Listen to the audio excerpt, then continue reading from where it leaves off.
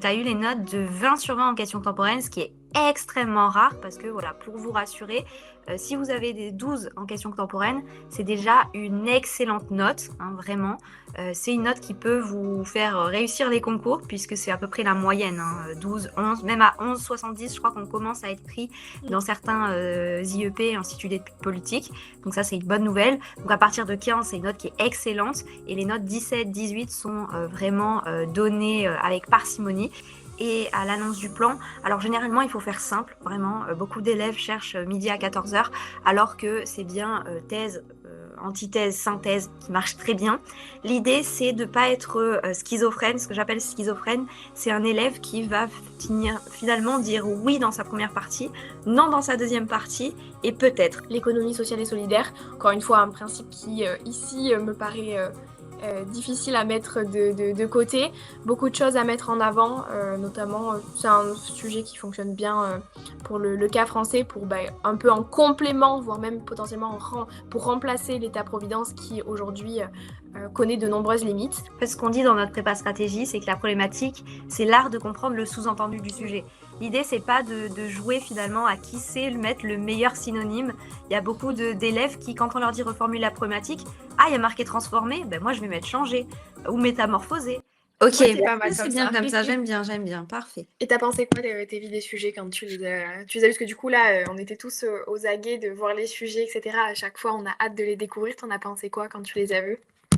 Mais j'étais assez d'accord avec ce qui a été dit, qu'il y avait eu un changement vraiment dans la manière de formuler les sujets avec la réforme du coup, enfin entre les années précédentes et cette année. Au niveau de la QC, qui est mon épreuve un peu chouchou, euh, j'ai trouvé les sujets assez, en fait, assez compliqués puisque assez précis quand même. Je sais pas ce que vous en avez pensé, vous. Ouais, totalement. Après, c'est des sujets qui étaient assez prévisibles au vu de leur orientation. Franchement, on n'a pas été surprise. Mais c'est vrai que globalement, parfois, c'est un petit peu plus large. Et donc, ça donne plus place à. Je pense qu'il y a beaucoup de copies qui vont se ressembler. Donc voilà. Donc, merci en tout cas de t'être présenté. Moi, je vais faire une présentation aussi qui va être intéressante puisque du coup, tu as dit que la question contemporaine, c'était ton épreuve préférée puisque tu as passé le concours il y a combien? Il y a 3 ans maintenant? 2 ans? 2 ans. 2 ans, tu as passé le concours et tu as eu les notes de 20 sur 20 en questions contemporaines, ce qui est extrêmement rare parce que, voilà, pour vous rassurer, si vous avez des 12 en questions contemporaines, c'est déjà une excellente note, hein, vraiment. C'est une note qui peut vous faire réussir les concours puisque c'est à peu près la moyenne, hein, 12, 11, même à 11,70, je crois qu'on commence à être pris dans certains IEP, Institut d'études politiques. Donc ça, c'est une bonne nouvelle. Donc à partir de 15, c'est une note qui est excellente et les notes 17, 18 sont vraiment données avec parcimonie. Et donc TI a eu 20 sur 20. C'est du coup, je pense, une fierté pour elle. Tu avais eu combien en histoire et en langue? J'avais eu 14 en histoire et 17 en espagnol. Super. Donc voilà, tu vas pouvoir nous parler. Enfin voilà, on n'a pas invité n'importe qui pour vous parler de ça ce soir. Est-ce que tu peux rappeler les deux sujets, Tévi? Oui, le premier sujet, c'était les politiques publiques de solidarité sont-elles adaptées aux enjeux contemporains? Et donc là, on est à 12. Et la défense du vivant doit-elle tenir compte d'enjeux sociaux? On est à 5 pour l'instant. Super, super, super. Eh bien, écoutez, on va vous proposer une correction de ces deux sujets juste avant. Je vous propose qu'on puisse faire un rappel méthodologique. Charlie, si tu as la fiche de la méthodologie, comme ça, on va pouvoir faire un rappel à tous et vous allez pouvoir voir un petit peu, on va un peu comparer ce que vous avez potentiellement mis. Donc, pour l'épreuve de questions contemporaines, la première chose qu'on conseille de faire, c'est forcément un travail au brouillon. Ça va dépendre de chaque personne. Certains vont passer 1 heure et demie au brouillon, 1 heure et demie à écrire. D'autres, ça va plutôt être 1 heure au brouillon, 2 heures à écrire. Et d'autres, ça va être beaucoup plus de temps au brouillon et un petit peu moins à l'écriture. Généralement, ce qu'on conseille, c'est d'être équilibré, 1 heure et demie, 1 heure et demie, sachant que si vous vous êtes entraîné ou si là, au jour J, eh bien, vous avez un peu dépassé, ça pose peut-être un petit problème et vous pouvez être OK avec ça et jouer avec ou sinon, essayer de pallier, ce problème. Par exemple, si vous passez trop de temps au brouillon, ça veut dire que vous avez peut-être une marge de manœuvre pour progresser au niveau de la réflexion et la structure, donc il faut s'entraîner là-dessus et si vous avez besoin de plus de temps pour écrire, eh bien, c'est qu'au niveau de la structure, de la logique, de la cohérence de votre plan, vous êtes bon, mais que peut-être juste vous avez, du mal, avec, le vocabulaire, avec trouver vos mots, avec développer vos idées, avec l'écriture. Donc là, c'est autre chose qu'il faudra, travailler. Toi, tes vies, tu passais à peu près combien de temps sur chaque bloc? Moi, je prévoyais 1 heure au brouillon en comptant le fait de rédiger l'introduction et ensuite 2 heures de rédaction. Simplement parce que en ayant bien travaillé les sujets avant, enfin, les thèmes avant, les idées me venaient assez facilement. Et par contre, pour rédiger, j'avais besoin de plus de temps et j'avais envie d'être aussi bien tranquille. Mmh, mmh mh. Sachant que, bien sûr, on propose le travail au brouillon, c'est pas juste trouver un plan, c'est évidemment rédiger l'introduction, la conclusion et également les transitions, c'est-à-dire tout ce que vous allez évoquer entre vos grandes parties, mais aussi entre vos sous-parties. Combien dans le chat, l'ont fait, ont, justement, fait ces fameuses transitions, c'est-à-dire, des connecteurs, entre les parties et entre les sous-parties pour expliquer ce que vous avez développé et relancer la réflexion sur un autre bloc. Combien l'ont fait, sur le chat? C'est intéressant parce que souvent les élèves, bah, pensent à l'introduction, ils pensent à la conclusion, Mmh. mais bien moins aux transitions. Je sais que c'est quelque chose qu'on travaille beaucoup dans la préparation stratégie, donc c'est toujours intéressant, de savoir. Donc pas mal ne l'ont pas fait. Écoutez, il y a pas que ça, mais c'est bien en tout cas, de le faire sachant que, pour beaucoup, malheureusement, désolée de vous annoncer ça, il y a quand même 90 d'échecs au concours commun des 7 IEP. Mais ce qui est bien, c'est que si vous êtes en terminale, vous pouvez retenter les 7 IEP et donc vous améliorer et réussir. Voilà, c'est pas du tout, une fin en soi de ne pas avoir réussi le concours, même si on vous souhaite de l'avoir réussi. Alors, Anaëlle qui dit: «Je l'ai fait». Yasmine qui dit: «J'en ai fait, mais pas tout au long de ma copie». OK, l'idée, c'est d'en faire à chaque grande partie et à chaque sous-partie. Évidemment, à chaque sous-partie, les transitions sont un peu plus courtes qu'entre les grandes parties. Valentina qui nous dit: «J'ai fait 1 heure de rédaction, c'était horrible. J'ai eu le temps de faire 4 pages seulement et j'ai dû raccourcir ma troisième partie». Voilà, ce sont des choses qui arrivent. C'est pour ça qu'il faut vraiment s'entraîner, s'entraîner, s'entraîner pour être dans le timing parce que même si on est, un super élève, une super élève, si on s'entraîne pas, ça peut être dur de rester dans le timing et on peut avoir des surprises le jour, du concours. En plus, Tévi l'a dit, c'est des sujets qui étaient assez précis. Donc c'est vrai que ça demandait, pas mal de réflexion. Mais bon, peut-être que c'est 4 pages qui sont super, Valentina. Donc voilà, dans un premier temps, c'est vraiment le travail au brouillon, hein, en méthodologie. Vous faites d'abord un premier jet, c'est-à-dire que toutes les idées qui vous traversent l'esprit, vous les écrivez au brouillon et ensuite ce qui va se passer, c'est que vous allez pouvoir trouver un plan, trouver une problématique et par contre, dans l'ordre de la rédaction, ce qu'on va vouloir, c'est, une accroche, ensuite un développement, des termes hyper important. J'espère que vous l'avez bien fait. Dites-le nous dans le chat, de développer les termes, de définir chaque mot et de ne surtout pas les définir un peu d'une manière qu'on peut appeler chiante, c'est-à-dire, ce mot signifie que, d'après le dictionnaire, ce connecteur logique, signifie que, mais vraiment l'inclure dans des enjeux globaux.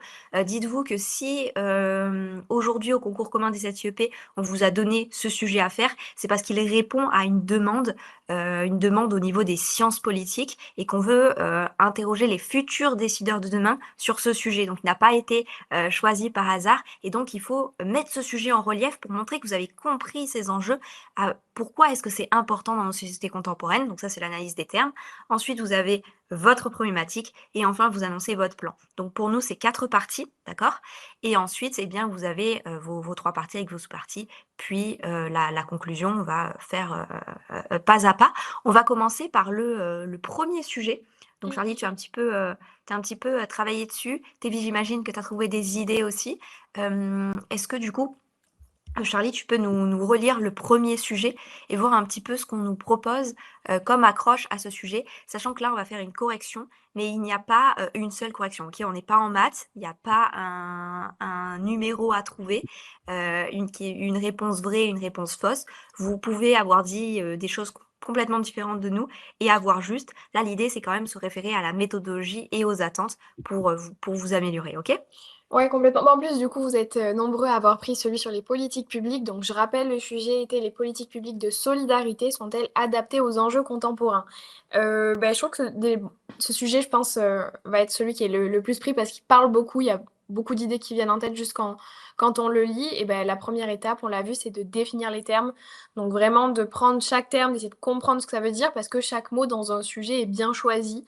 Évidemment, par exemple, le mot adapté il n'a pas été choisi au hasard dans ce sujet. Il y a vraiment un sens de, quand on dit adapter, c'est-à-dire qu'on ne cherche pas à savoir si juste est-ce que ces politiques existent, on cherche vraiment à comprendre si elles sont efficaces, suffisantes, si elles sont ajustées à ce qui se passe au XXIe siècle, en 2026. Donc c'est super intéressant ce mot-là. Il faut vraiment faire attention à chaque utilisation. Puis ensuite, évidemment, définir solidarité, politique publique, enjeux contemporains. Enjeux contemporains, mais qu'est-ce qu'on entend par là? Ça va être toutes les transformations profondes d'aujourd'hui. Politique publique, c'est l'ensemble des actions qui sont menées par l'État et les collectivités. Et le but, c'est avec toutes ces définitions, les mettre en lien pour comprendre les enjeux du sujet. Toi, Tévi, quand tu as lu ce sujet, à quoi tu as pensé directement? Est-ce que tu as eu des idées qui te sont venues ou dis-nous un petit peu. C'est vrai que moi, je vais vous donner un peu mes premiers a priori parce que j'ai pas travaillé en profondeur tous les sujets. Mais en tout cas, c'est important même de d'écrire toutes vos premières pensées. Moi, je sais que souvent, quand on a le mot adapté, c'est aussi une nuance. Enfin, c'est-à-dire que ça va souvent être bien, mais pas forcément adapté complètement. Donc, moi, il y a eu cette idée de limite. Après, moi, le premier point précis qui m'est venu avec les politiques publiques de solidarité, c'est la notion d'État-providence. Et du coup aussi ces limites qu'on avait pas mal vues dans les cours avec le rôle des associations qui parfois prend le dessus. Donc voilà, moi c'était un peu toutes ces idées en vrac. Je sais pas toi ce que tu avais mis précisément. Oui, complètement. C'est vrai que c'est l'idée qui revient. Et comme tu l'as dit, ce qui est intéressant avec le mot adapté, c'est que ça sous-entend que, évidemment, c'est pas forcément le cas, quoi. Qu'il y a de nombreuses limites, comme tu l'as dit, Tévi. Et donc, ce qui va être intéressant dans ce genre de sujet, c'est justement de montrer ce qui fonctionne et ce qui n'est plus adapté au monde dans lequel on vit et pourquoi et quelles sont les solutions. Parce que le but des dissertations, c'est d'apporter des solutions, pas vos solutions, évidemment. On ne vous demande pas d'imaginer un plan politique et qu'est-ce qui fonctionnerait en France ou dans l'Union européenne, peu importe en 2026, mais plus il y a tel pays qui a mis en place telle solution qui fonctionne, il y a ce système qui semble fonctionner et qui pourrait être mis à l'échelle européenne, internationale, etc. Il faut toujours se baser sur des éléments. Donc, je vais aller un petit peu plus dans le détail, mais avant ça, j'ai quelques petites questions pour ceux qui ont choisi ce sujet, parce que vous êtes plusieurs, vous êtes une majorité à l'avoir choisi. Pour ce qui est de l'accroche, c'est souvent un gros sujet aussi, l'accroche. Quelle accroche avez-vous choisi? De quoi avez-vous parlé? Je suis très curieuse parce que, évidemment, l'accroche, c'est ce qui a, c'est la première impression du jury, ça vous le savez, et, euh, et c'est très différent d'une personne à l'autre. Donc, je suis très curieuse d'avoir vos retours. Totalement. Genre, moi, j'aime bien utiliser des citations comme Oui. accroche, mais on peut totalement prendre, encore une fois, on s'en réfère vraiment à la méthodologie, on peut totalement prendre un fait, un événement, une actualité, Mm. un fait marquant, même s'il n'est pas dans l'actualité, même si ça s'est passé il y a 4 ans, 5 ans, ça reste contemporain.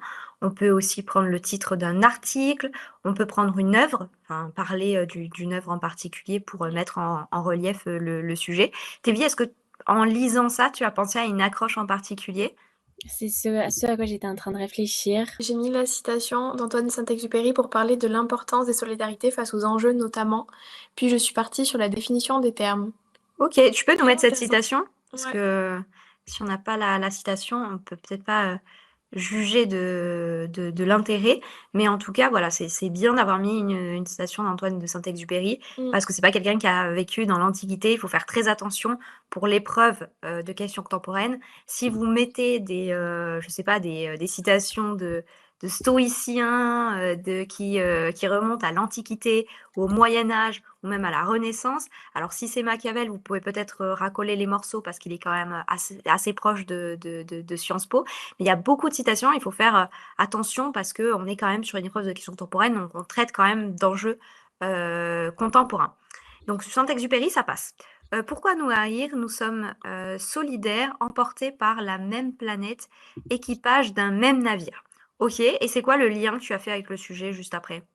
Parce que tout est là-dedans en fait. Ouais, complètement. Évidemment, là, ta citation a l'air raccord avec le sujet. Ouais, ça c'est hyper important parce que si le lien n'est pas fait, en fait, le jury comprend pas votre choix, donc c'est hyper important d'aider le jury à comprendre. Est-ce que Moi, tu peux j'ai regarder les autres chats? Ah oui, vas-y, Tévi. Oui, moi je pense que j'aurais peut-être parlé de la loi de Pedro Sanchez sur, l'immigration et le fait qu'il a choisi du coup de régulariser la situation de je sais plus combien de migrants qui habitent en 500 Espagne 000, je depuis crois. Ouais, je crois que ouais, je c'est crois ça. 500 000 et du coup d'expliquer que peut-être enfin que cet acte solidaire fait figure d'exception et donc peut-être aller partir sur le fait que peut-être aujourd'hui, les politiques publiques sont pas assez solidaires face notamment à l'enjeu des migrations et puis, ensuite, définir d'autres enjeux. Ouais, c'est vrai, super intéressant. En plus, c'est vraiment d'actualité. Donc là, le jury se dit vraiment, ok, elle a pas préparé en avance. Genre vraiment, elle fait un lien logique et spontané. Donc ouais, n'hésitez vraiment pas à prendre vraiment l'actualité du jour même. Yasmine qui dit, J'ai euh, expliqué qu'il montrait à quel point les solidarités étaient importantes en temps de crise pour y pallier, etc. Qu'il parlait ici d'un enjeu climatique, par exemple, et j'ai ensuite généralisé sur les enjeux contemporains en les définissant. Très intéressant. ok, super, super, super. Qu'est-ce que tu nous proposes après cette accroche, Charlie? Il y a évidemment une accroche très classique, mais je pense qu'il a dû être beaucoup reprise, qui, si le lien est très très bien fait, peut fonctionner. C'est évidemment la réforme des retraites en France en 2023. C'est un événement qui, voilà, je pense, a dû être repris dans pas mal de copies. Je suis curieuse de voir vos retours. Mais ça fonctionne parce que ça montre vraiment un ça a déclenché déjà un gros mouvement social et en plus, c'est une sorte de paradoxe, hein, parce que, le gouvernement, en ayant proposé cette réforme, a voulu adapter le système, donc aux enjeux contemporains selon eux. Évidemment, on n'est pas là pour juger si elle est bien ou pas, c'était la volonté du gouvernement. En réalité, ça a provoqué une crise profonde, donc ça relevait un paradoxe intéressant. Sinon, il y avait aussi une citation que j'avais noté de Tocqueville dans De la démocratie en Amérique, la science de l'association et la science mère. Donc par cette formule, de Tocqueville désignait la solidarité collective comme le fondement indispensable de toute démocratie viable. Près de 2 siècles plus tard, alors que les inégalités atteignent des niveaux records et que les systèmes de protection sociale vacillent sous le poids de mutations, qui n'ont pas anticipé. La question n'est plus de savoir si cette science de l'association est nécessaire, mais si nos politiques publiques sont encore capables de l'incarner. Donc je crois que c'était une citation intéressante pour illustrer encore une fois le paradoxe, que le but aussi c'est de mettre, grâce à l'accroche, les enjeux, un peu ceux qui va être abordé dans votre copie, pas juste donner une citation ou un chiffre ou peu importe pour dire ouais je l'ai appris par cœur, c'est cool. Non, il faut vraiment que ce soit relié au sujet, que ça donne vraiment un enjeu que ça soulève tous les enjeux du sujet et ce que vous allez en fait expliquer tout au long de votre copie. Totalement. Tévi, t'as quelque chose à rajouter? Non, je trouve qu'elle est super cette accroche et là, enfin franchement, vous avez aussi un bel exemple de lien, où en fait on commence à contextualiser un peu les termes du sujet, enfin à les inclure dans l'actualité, tout en restant dans le vocabulaire de l'accroche. Charlie, elle reprend quand même les termes de Tocqueville à la fin pour reparler des enjeux et non, franchement, ouais. Donc voilà pour l'intro. On va pas faire toutes les étapes de la méthodologie, Oui, même si c'est les points intéressants. voilà les points intéressants. On va tout de suite passer à la problématique et à l'annonce du plan. Alors généralement, il faut faire simple, vraiment. Beaucoup d'élèves cherchent midi à 14h, alors que c'est bien thèse, antithèse, synthèse qui marche très bien. L'idée, c'est de pas être schizophrène. Ce que j'appelle schizophrène, c'est un élève qui va finalement dire oui dans sa première partie, non dans sa deuxième partie, et peut-être. Donc là, je sais que ça peut paraître bizarre parce qu'on vous a dit qu'il fallait que c'était un gros oui-non. En réalité, c'est plus nuancé que ça et c'est plutôt un argument principal, ensuite nuance de l'argument principal et la synthèse. Donc, typiquement, pour le deuxième le deuxième sujet, la défense du vivant doit-elle tenir compte d'enjeux sociaux? Eh bien, le plan pouvait être donc dans un premier temps montrer que c'était extrêmement important que ce soit le cas. Dans une deuxième partie, dire un petit peu pourquoi est-ce que c'était pas le cas aujourd'hui et quels étaient tous les obstacles et les complications pour que ce soit le cas. Et dans une synthèse, bah, aller de l'avant et dire un petit peu tous les projets qui vont prendre racine dans le futur pour justement protéger le vivant, donc dans un but notamment écologique, mais pas que, et en même temps respecter les enjeux sociaux. D'accord? J'ai pas dit oui, la défense du vivant c'est important pour tenir compte des enjeux sociaux. Deuxième partie, bah non en fait, on s'en fout des machins. Et synthèse, ouais en fait peut-être. Non, vous voyez, c'est beaucoup plus nuancé que ça et c'est amené dans une optique vraiment cohérente. Et toi, du coup, pour le sujet qui nous intéresse, qu'est-ce que tu nous proposes? Oui, alors, j'avais noté 2 problématiques, laquelle je vais vous donner parce qu'évidemment, il n'y a pas une problématique, c'est-à-dire qu'il n'y a pas juste une possibilité, hein, chaque élève va sortir une problématique différente et peut avoir un angle complètement différent dans ses dissertations et ça peut très, très bien fonctionner et être complètement dans le sujet. L'idée d'une problématique est aussi toujours de recontextualiser un petit peu, avant de la préciser, hein, pour que, encore une fois, elle paraisse logique quand on l'écrit, sur sa copie. Du coup, je vais choisir celle-ci. Les politiques publiques de solidarité, héritées d'un monde industriel stable et de risques sociaux prévisibles, font face à des sociétés profondément recomposées. La question n'est donc plus simplement de savoir si ces politiques fonctionnent, mais si elles sont encore pensées pour le bon monde. Leur inadaptation structurelle ne condamne-t-elle pas à terme le projet même de solidarité collective? Voilà, c'était la problématique à laquelle j'ai pensé avec toujours l'idée de reprendre le sujet, le reformuler en mettant des enjeux supplémentaires dedans pour ensuite annoncer son plan et commencer la rédaction. En fait, ce qu'on dit dans notre prépa stratégie, c'est que la problématique, c'est l'art de comprendre le sous-entendu du sujet. L'idée, c'est pas de jouer finalement à qui sait mettre le meilleur synonyme. Il y a beaucoup d'élèves qui, quand on leur dit reformuler la problématique, ah, il y a marqué transformer, ben moi je vais mettre changer ou métamorphoser. Et ils vont jouer à qui trouve le meilleur synonyme. En réalité, ce qu'il faut, c'est vraiment comprendre l'enjeu et le mettre en relief dans sa copie. Je suis d'accord sur les 2 sujets du coup et puis surtout sur le fait de la problématique, de vraiment pas simplement en fait, de pas vous fixer sur le sujet, de pas quand vous faites la problématique, allez plutôt revoir les enjeux que vous avez développés, les définitions des termes, vos premières idées, que revenir au sujet parce que ça peut embrouiller et après on cherche à faire quelque chose qui ressemble. Et aussi, moi ce qui m'aidait pas mal pour trouver des problématiques, c'était la technique du paradoxe, de vraiment chercher dans chaque sujet quelle est la tension. Donc quelle tension entre 2 réponses, 2 a priori, marche et donc ensuite jouer sur cette tension pour construire une problématique. Comme tu disais, j'aime bien l'idée aussi de trouver les limites de chaque sujet qu'on va aborder parce que dans le sujet comme celui sur la solidarité, c'est justement ça en fait. On va chercher la limite de ce qui a été mis en place, trouver des exemples, des auteurs qui ont pu expliquer ça.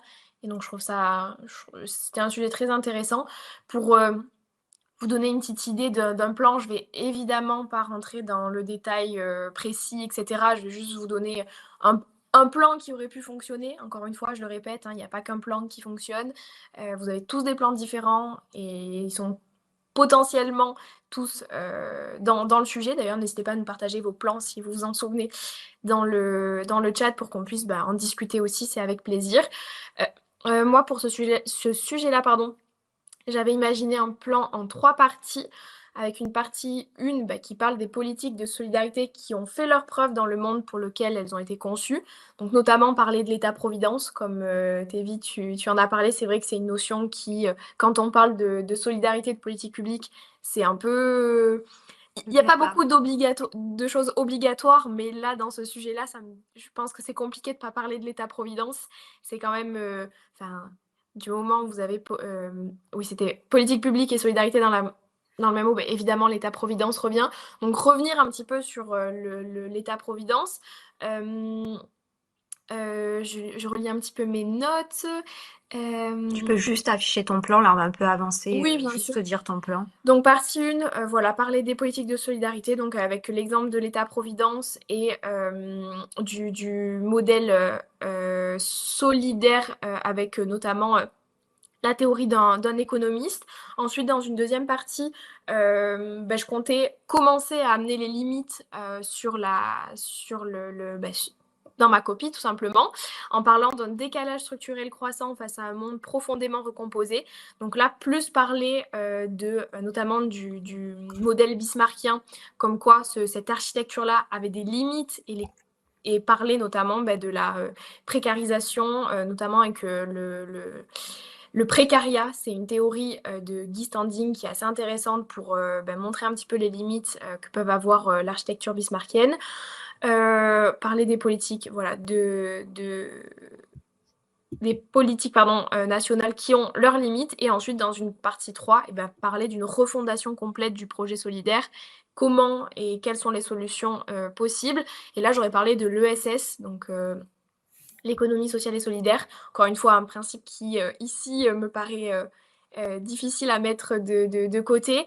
Beaucoup de choses à mettre en avant, notamment, c'est un sujet qui fonctionne bien pour le cas français, pour un peu en complément, voire même potentiellement pour remplacer l'État-providence qui, aujourd'hui, connaît de nombreuses limites. Donc voilà un peu les idées que j'ai eues lorsque j'ai travaillé sur ce sujet quand on les a eus.